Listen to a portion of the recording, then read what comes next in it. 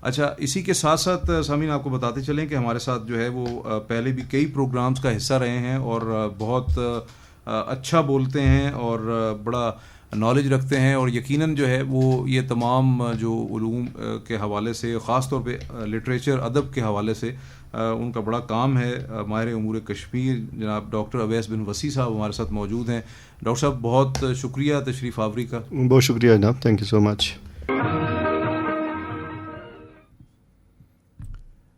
سامعین، ابھی آپ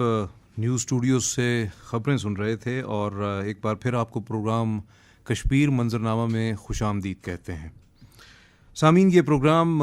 ریڈیو آزاد کشمیر تراڑ کھل شارٹ ویو 7265 کلو ہرٹز اور ریڈیو پاکستان اسلام آباد میڈیم ویو 585 کلو ہرٹز پر پیش کیا جا رہا ہے. سامعین، جیسا کہ پروگرام کے آغاز میں آپ تک ہندوستان کے غیر قانونی، غیر آئینی، غاصبانہ قبضے میں موجود جموں و کشمیر کے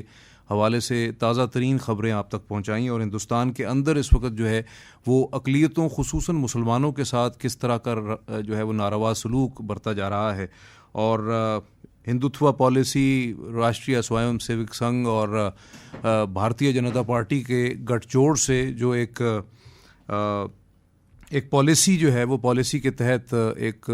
سلسلہ جو روا رکھا گیا ہے ہندوستان کے اندر مسلمانوں کے خلاف. آج بھی اس طرح کے کئی واقعات جو ہے وہ ہم نے آپ تک پہنچائے جو کہ مسلمانوں کے ساتھ ظلم و زیادتی جو ہے وہ روا رکھی گئی ہے، اور دیگر اقلیتیں جو ہیں وہ اس وقت سراپا احتجاج ہیں، چاہے وہ ریاست منی پور ہو، کرناٹکا کے انتخابات ہوں، چاہے وہ بھارتی پنجاب کے اندر سکھوں کے ساتھ زیادتیاں ہوں، چاہے وہ ہندو دلت اقوام کے ساتھ جو ہے وہ دیگر جو ویش اور کشتی جو نچلی ذاتیں ہیں ان کے ساتھ جو ظلم و ستم ہوں، چاہے وہ ناگالینڈ ہو، چاہے وہ میزورام ہو، چاہے وہ دیگر جو بھارتی ریاستیں ہیں ان میں جو صورتحال ہے. لیکن سب سے زیادہ جو تشویشناک صورتحال اس وقت ہے وہ ہندوستان کے غیر قانونی زیر قبضہ جموں و کشمیر میں ہے، جہاں کشمیریوں کا جینا جو ہے وہ دوبھر ہو چکا ہے. نہ بچے محفوظ ہیں، نہ خواتین محفوظ ہیں، نہ بزرگ محفوظ ہیں، نہ ان کو علاج معالجے کی سہولیات دستیاب ہیں، اور چن چن کر خاص طور پہ نوجوان بچیوں اور بچوں کو نشانہ بنایا جا رہا ہے. ایک نسل کشی جو ہے وہ اس پہ ہندوستان گامزن ہے اور اسرائیلی نقش قدم پر چلتا جا رہا ہے. اور اب کچھ خبریں جو ہیں وہ آ رہی ہیں امرناتھ یاترا کے حوالے سے، اور اس کی آڑ میں مقبوضہ جموں کشمیر میں 300 سے زائد جو ہے وہ اضافی فوجی کمپنیاں جو ہیں ان کو تعینات کرنے کا ایک مضموم منصوبہ ہے، جس کے تحت جو ہے وہ 1 جولائی سے یہ سلسلہ شروع ہوگا اور 31 اگست تک 62 دن تک جو ہے وہ یہ سارا سلسلہ رہے گا. اور اس دوران جو ہے وہ بہت سے اور ایسے امور بھی ہیں جو پس پردہ ہندوستان کی جو فسطائی مودی حکومت ہے وہ مسلسل جو ہے ان کو پروان چڑھا رہی ہے. گزشتہ عرصے میں ہم نے سری نگر میں ایک سیاحتی ورکنگ گروپ کا G20 کا ایک نام نہاد اجلاس دیکھا، جس کے آڑ میں ہندوستان دنیا کو ایک ایسی صورتحال سے جو ہے وہ دکھانا چاہ رہا تھا کہ سب اچھا ہے، حالانکہ صورتحال سے دنیا واقف ہے. ان تمام موضوعات پر جو ہے وہ گفتگو کرنے کے لیے اس وقت ہمارے ساتھ اسٹوڈیوز میں موجود ہیں مہمانان. اچھا ڈاکٹر صاحب، جب ہم بات کرتے ہیں مقبوضہ جموں کشمیر کے حوالے سے، خاص طور پہ یہ جو امرناتھ یاترا کی آڑ میں جو کچھ کیا جا رہا ہے، آپ اس کو اپنے تجربے میں کیسا سمجھتے ہیں؟ بسم اللہ الرحمن الرحیم. جی بہت شکریہ آپ کا. امرناتھ یاترا جو ہے یہ ہر سال یہ یاترا جو ہے یہ ہوتی ہے وہاں پہ،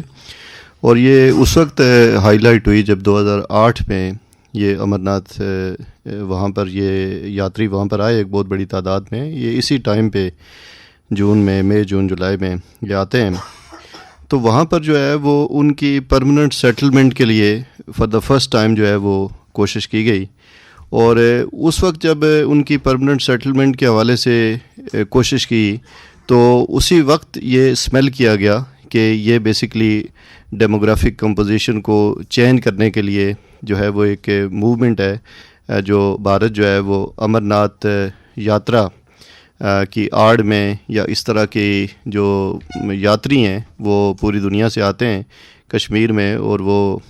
وہاں پر اپنے جو بھی ان کے مقدس مقامات ہیں وہ بیسکلی تو وہ ایک اسموک اسکرین ہوتی ہے، لیکن اس کا جو الٹیریئر موٹیو ہوتا ہے وہ یہ ہوتا ہے کہ وہ ایک لحاظ سے ان کی جو پرماننٹ سیٹلمنٹ ہے یا ان کی وہاں پر جو آباد کاری ہے، اس حوالے سے ایک زمین جو ہے وہ ہموار کی گئی.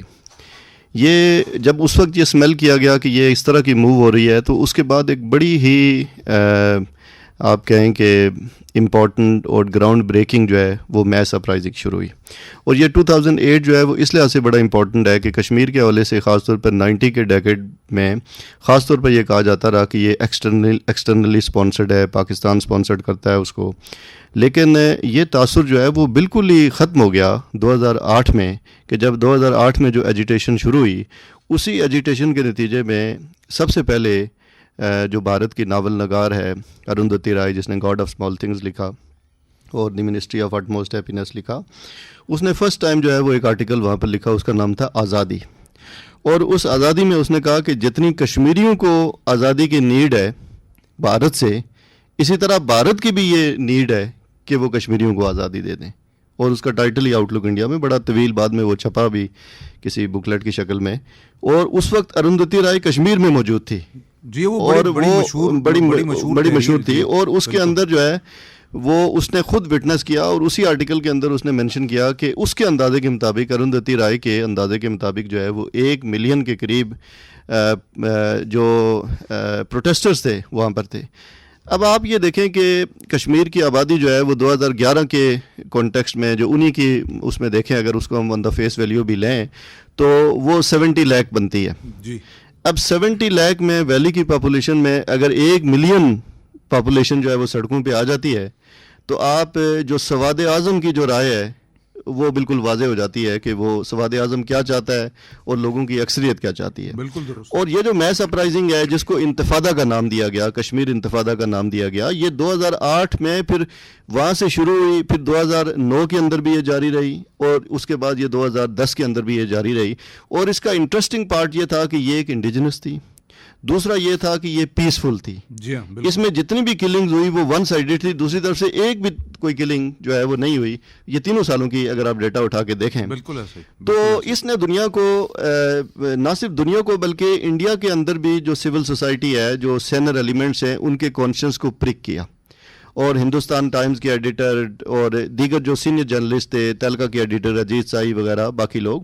ان لوگوں نے بھی یہ بات کی کہ جو چیز یہ مانگتے ہیں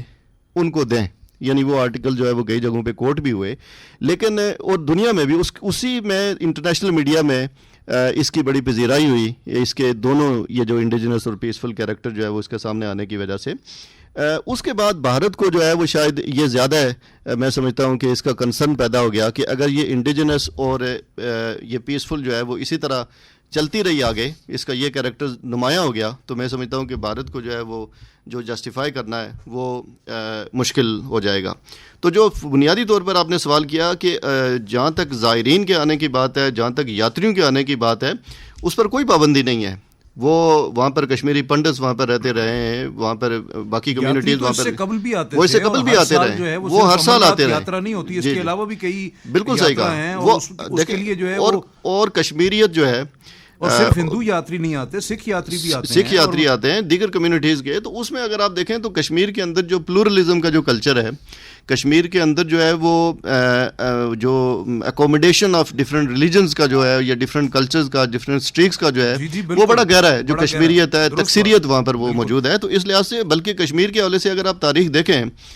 تو کشمیر تو کبھی جو ہے وہ، کیونکہ جب ہم کشمیری کہتے ہیں تو اس کا مطلب صرف جو ہے وہ مسلمان نہیں ہے. جی جی بالکل. اس کا مطلب یہ ہے کہ تمام برادریاں جو ہیں، اس میں پنڈت بھی شامل ہیں، سکھ بھی شامل ہیں، ہندو بھی شامل، جو مقامی ہیں. بالکل صحیح ہے، بالکل صحیح بات کر رہے ہیں کہ ان کے لیے ہمیشہ سے کشمیر کے اندر ایکسیپٹنس نہ رہی ہے، بلکہ اس کا کشمیر کے اندر یہ جو کشمیریت کا جو ہے کانسیپٹ ہے، یہ بیسیکلی تکثیریت کے اوپر ہے. اور کشمیر کے اندر اگر آپ دیکھیں کہ وہاں پر آپ جتنی بھی جو مذہبی زیارات ہیں، مذہبی مقامات ہیں، وہاں پر آپ پیسفل کو ایگزسٹنس آپ کو ملے گی. بالکل ایسے.